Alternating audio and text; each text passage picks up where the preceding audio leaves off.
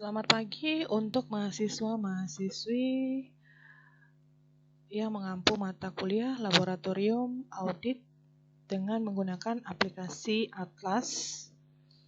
Perkenalkan, nama saya Ivo Melina Silitonga dengan alamat email selinavio@gmail.com. Oke. Untuk hari ini saya akan menjelaskan mengenai aplikasi Atlas yang ada di mata kuliah laboratorium auditing ya, dengan kode mata kuliah XC4414, di mana hari ini saya akan menjelaskan 2 sesi tugas kalian yang memang saat ini masih dalam masa pemeriksaan ya. Saya akan periksa dan nilai. Oke, tapi sebelum minggu ke-8 selesai, saya harap kalian bisa merevisi kembali tugas-tugas kalian jika tidak sesuai dengan apa yang saya jelaskan terkait dari sesi pertama dan kedua dulu ya. Nah, di mana di panduan untuk pengerjaan Atlas, yang pertama itu kita isi home-nya dulu, isi profile klien. Kemudian A110 sampai dengan A1103 ya. Kemudian juga kita akan mengisi template laporan keuangan, dan kemudian kita mengisi A120 sampai A160. Oke. Nah, sebelum kita mengisi itu diharapkan kalian sudah membaca ya, di mana klien kita adalah PT Astrea Indonesia International Tbk. Nah, kita sebagai kantor akuntan publik universitas terbuka, jadi nanti untuk nama-nama auditornya ya, itu untuk partner ini Eka Wirajuang, sedangkan untuk ketuanya adalah Yogi Rismanto. Kemudian auditornya ini ada nama mahasiswa, itu diganti dengan nama kalian masing-masing ya. Nova Aulia itu sebagai auditor. Oke.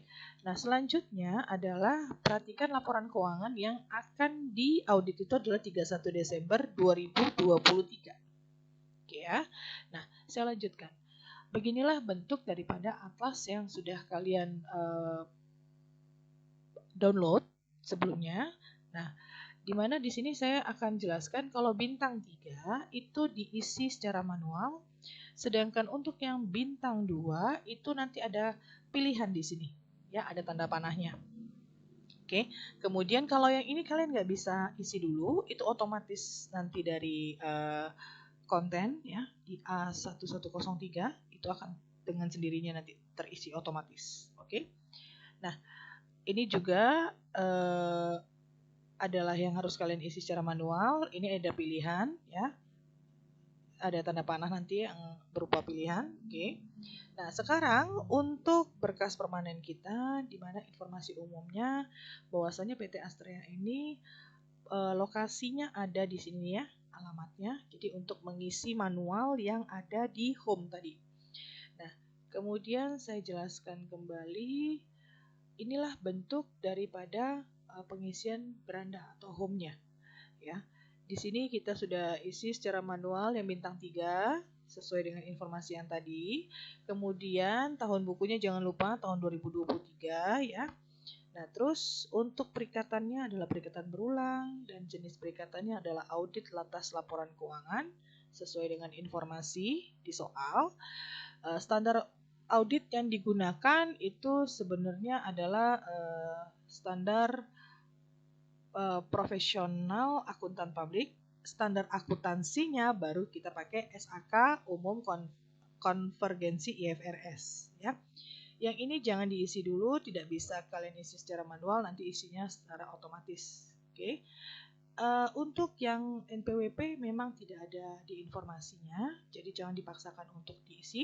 Berikut juga tadi nomor telepon dan fax ya, kalau di informasi tidak ada jangan diisi. Kemudian untuk sektornya sama status kepemilikan seperti ini, tinggal dipilih nanti ada tanda panahnya. Nah, Masuklah kita ke audit cycle, di mana di sini kontennya yang mau kita kerjakan adalah A110 sampai dengan A160 untuk sesi pertama ini, sesi kedua selanjutnya. Oke ya. Nah, kita mulai dari yang audit cycle A110 dulu. Nah, ini sebenarnya sudah akan terisi dengan tersendirinya kalau home-nya tadi sudah diisi, ya.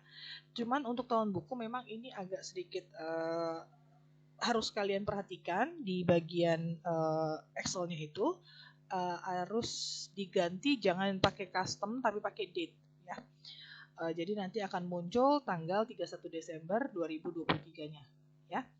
Nah, untuk ini referensi dan hasil analisis itu dengan sendirinya akan muncul karena kalian sudah menjawab di home tadi yang bintang 2, ya, termasuk jenis usaha klien, status kepemilikan. Nah, itu tadi yang bintang 2 yang sudah kalian klik itu akan muncullah seperti ini. Oke. Selanjutnya, untuk yang poin nomor 4, 5, dan 6, perhatikan ini jawabannya adalah low, low, high, ya. Dimana untuk yang A1101 itu nanti kalian klik, nanti kita harus jawab untuk bisa mendapatkan hasil analisisnya low. Begitu juga untuk integritas, manajemen itu harus hasilnya low. Jadi istilahnya gini, kalau isu pelaporan keuangan terdahulunya itu ada masalah going concern ataupun ada fraud, maka hasilnya pasti high, gitu ya. Tapi di sini kan di informasi soal kalian itu bahwasannya tidak ada terjadi masalah fraud ataupun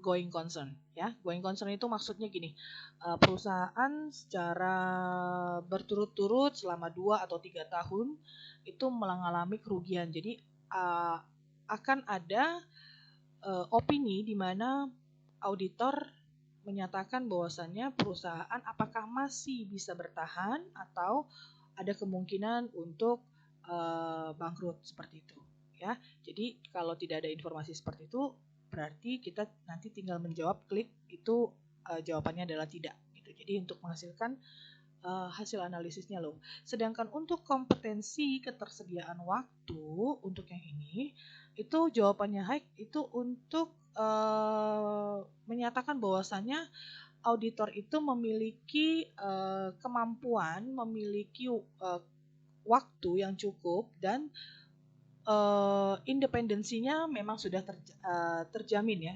terjaga lah kita bilang, ya. Nah, jadi ini harus hasilnya adalah high. Nah, nanti untuk yang di sesi kedua kita isi template laporan keuangan.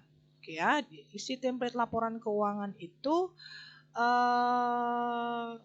nanti saya akan ajarkan di di video ini, ya, satu persatu. Tapi yang paling diingat adalah di kotak-kotak yang seperti ini harus diisi, ya, jangan dikosongkan. Oke. Nah, saya lanjutkan kembali untuk konten yang tadi. Begitu kalian klik 1101 maka seperti inilah pertanyaannya dan kalian cukup menjawab tidak. Ini tidaknya pakai pilihan, ya, pakai tanda panah ini nanti. Nah, kemudian saya lanjutkan lagi untuk 1102 juga hasilnya harus tidak. Cuman untuk di 1102.1 kalau masih jawabannya iya, kalian klik lagi, ya. Terus dibaca, kemudian jawabannya itu untuk menghasilkan low tadi, menghasilkan jawaban tidak, ya. Nah, saya lanjutkan lagi. Nah, inilah yang menjadi jawaban atas kenapa home tadi, di home untuk personel cupnya yang bintang 1 tidak perlu diisi. Kalau kalian sudah isi di sini, itu nanti automatically akan terisi di home, ya. Tapi jangan lupa nama mahasiswanya ganti dengan nama kalian, ya. Nah, untuk mengisi ijazah ataupun sertifikat, cukup kalian buat aja asal-asal, ya. Maksudnya yang diasal-asalkan itu adalah PDF, entah itu mungkin ijazah orang yang kalian ambil dari Google, terus kalian bikin jadi PDF, atau mungkin kalian bikin boleh PDF apa saja gitu. Yang penting kalian insert aja, insert hyperlink insertnya itu dari klik kanan ya, kemudian di insert. Jadi yang sudah kalian masukkan sebagai file tinggal diklik seperti ini. Oke. Terus kemudian dijawab seperti ini ya, jangan dikosongkan. Oke. Nah, selanjutnya juga untuk masalah rencana perikatannya itu semuanya memadai ya, di mana ada pengalaman audit yang di mana partner 10 tahun sesuai dengan informasi yang ada di soal ya. Ini juga harus diisi, jangan dikosongkan. Nah, selanjutnya untuk rencana perikatan untuk masalah ketersediaan waktu di soal itu memang hanya Nova Aulia saja yang memadai karena dia ditempatkan hanya di satu perusahaan saja, di PT Astrea. Sedangkan yang lainnya itu punya perikatan lain ya di informasinya. Jadi ini juga harus kalian jawab. Untuk bisa hasil analisis nanti itu high ya. Nah, kita lanjutkan untuk audit cycle yang sesi kedua, kalian menginput yang namanya data laporan keuangan. Nah, di data laporan keuangan ini harus manual ya isinya ya. Nih, bintang 3. Awal pembukuan 1 Januari 2023, kemudian juga periode berjalannya yang akan kita audit adalah 31 Desember 2023 dan perbandingannya adalah tahun sebelumnya, 31 Desember 2022. Oke, karena ini tadi sudah dipilih pada saat di home, itu nggak perlu lagi diisi, tapi ini kalian klik template yang kosong. Oke, begitu kalian sudah klik ini, nah sebenarnya nanti kalian untuk mengisinya klik yang tanda merah ini ya. Nah, cuman kita bahas dulu bentuk dari laporan keuangan yang ada yang disajikan di sesi kedua. Oke. Jadi itu ada file Excel laporan keuangan di mana ini ada laporan keuangan, laporan laba rugi, nomor akun, daftar aset tetap dan stock of none. Nah, yang perlu diingatkan kembali kepada kalian semua bahwasannya jangan sampai salah mengisi template-nya karena ini informasi 2023, ini informasi 2022. Memang angkanya hampir mirip-mirip nih ya. Oke ya, jangan sampai salah. Nah, dan ini dalam jutaan rupiah. Jadi nanti kalau bisa dibuat di dalam jutaan rupiah. Jadi supaya kita tahu bahwasannya ini angka adalah jutaan rupiah. Nah, yang perlu diingat lagi adalah saldo normal. Di mana untuk aset saldo normalnya adalah debit. Cuman untuk akumulasi penyusutan ini adalah kontra account, makanya dia mengurangi sehingga dia punya saldo normal itu di kredit. Oke ya. Nah, selanjutnya untuk liabilitas ini semua sama ekuitas saldo normalnya adalah kredit. Oke ya.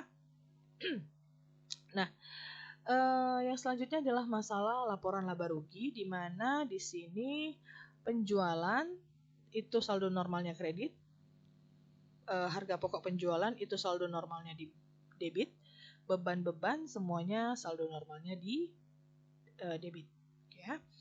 Nah, berikut juga kode akun yang harus kamu lampirkan nanti di template, jadi jangan dikosongkan.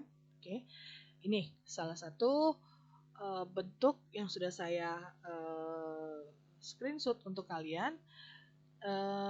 Perhatikan di sini untuk masalah mata uangnya nanti bikin ya dalam jutaan rupiah gitu ya.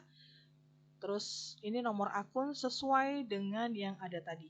Jadi langsung aja nama-nama akun yang sudah ada di soal tadi ya. Nah, kenapa saya tadi menjelaskan bahwasanya saldo normal dan segala macamnya itu masalah untuk mapping group. Jadi untuk mapping group untuk yang kategori ini semuanya adalah di aset. Nah, cuman aset ada dibagi dua, aset lancar dan aset tidak lancar. Jadi harus diperhatikan kembali soal yang tadi diberikan oleh kalian ya. Kemudian untuk mapping header akunnya ini ya harus paham ya, dimana ini kas dan setara kas sama bank BRI ya, RBI. Oke. Itu adalah cash and cash equivalent, dimana kalau untuk piutang usaha itu adalah account receivable. Nah, seperti itu.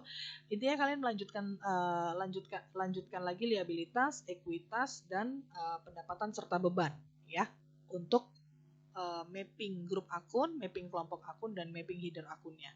Nah, ini yang Ibu maksudkan tadi, kenapa kalian harus tahu saldo normal ya. Untuk saldo normalnya itu jangan sampai salah ya.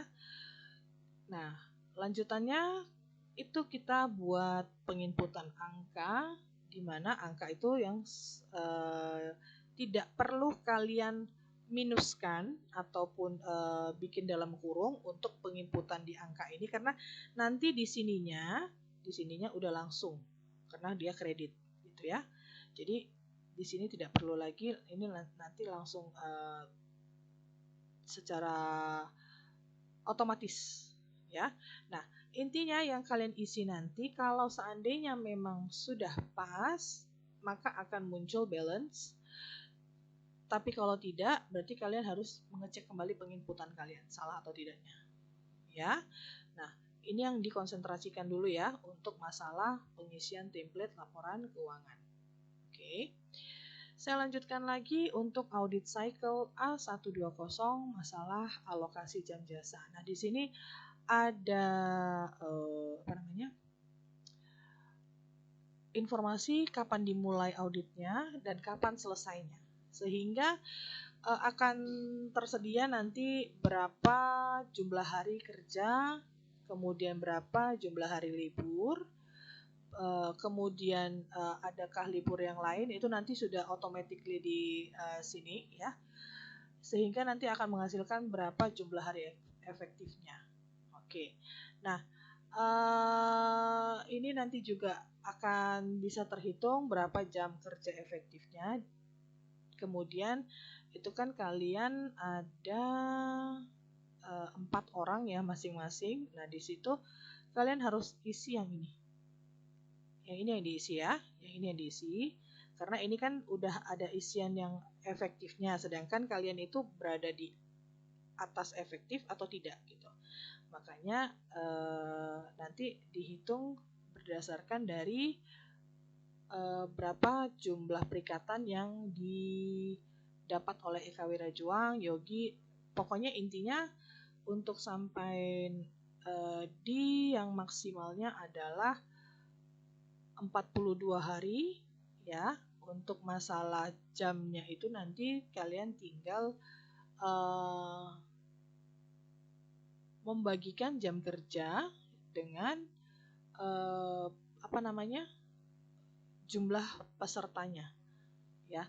Jadi intinya ini sudah seperti ini yang dilakukan. Oke. Saya lanjutkan kembali untuk masalah surat perikatan, itu silakan dijawab dengan jawaban seperti ini ya. Jangan lupa ini nanti lihat customnya ya, diganti custom jadi date. Oke. Nah, selanjutnya untuk surat perikatan, kalau memang sudah ada dilampirkan di dalam soal sesi kedua, maka kalian cukup save ya, save dulu di sini di satu folder, kemudian nanti insert hyperlink ya untuk kalian lampirkan surat perikatan auditnya ya di sini. Nah, berikut juga kalian harus jawab seperti ini untuk menghasilkan nanti analisisnya seperti apa untuk audit cycle A130. Oke. Lanjut untuk masalah surat tugas juga saya rasa ada ya. Kemarin saya sudah ada save juga filenya. Tinggal di hyperlink juga lagi dilampirkan. Jadi jangan kosong yang ini ya. Kalau contohnya nggak usah. Yang penting itu lampiran surat tugasnya, kemudian simpulannya suratnya sudah memadai atau tidak gitu. Oke.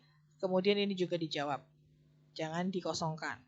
Nah, lanjut lagi untuk masalah surat pernyataan independensi, saya rasa juga sudah ada filenya di soal. Dan kemudian jangan lupa untuk simpulannya juga harus diisi, jangan dikosongkan, dan hasil analisisnya juga harus diisi ya. Yang terakhir ini adalah audit cycle A160 masalah komunikasi. Nah, di sini memang sebenarnya lampiran komunikasi tidak ada ya di filenya, file soalnya. Jadi kalaupun dikosongkan nggak jadi masalah, tapi intinya simpulannya harus diisi ya. Kemudian juga ini harus diisi. Ya.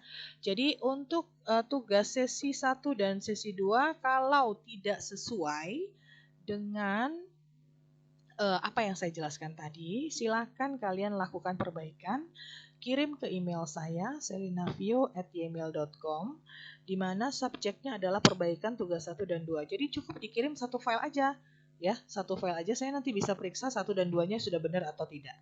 Oke, cantumkan nanti di email kalian, nama kalian siapa, mata kuliahnya apa, dan NIM-nya berapa. Kenapa harus kalian cantumkan? Supaya saya bisa memilah mana mahasiswa-mahasiswa yang ada di lab auditing, mana mahasiswa yang di mata kuliah yang lain gitu ya. Karena untuk di minggu ke-8 saya serempak memberikan revisi terhadap tugas-tugas yang sudah kalian kerjakan. Jadi intinya kalian sendiri yang menyadari bahwasannya apakah tugas yang kalian kirim kemarin di aplikasi universitas terbuka itu sudah benar atau tidak. Jadi kalau seandainya memang kalian merasa bahwasannya tugas itu tidak sempurna, maka silahkan lakukan perbaikan dan saya akan merevisi nilai kalian. Ya. Untuk hari ini hanya sesi 1 dan sesi 2 dulu yang saya akan jelaskan. Kita ketemu besok dan saya akan upload lagi video untuk tugas 3 dan 4. Oke. Selamat belajar untuk adik-adik semua, karena selesai dari pertemuan ke-8 kalian akan menempuh ujian. Ya. Jadi saya harap apa yang saya jelaskan hari ini dapat merevisi tugas kalian dan menambah ilmu kalian dalam mengisi aplikasi Atlas. Oke, selamat pagi semuanya.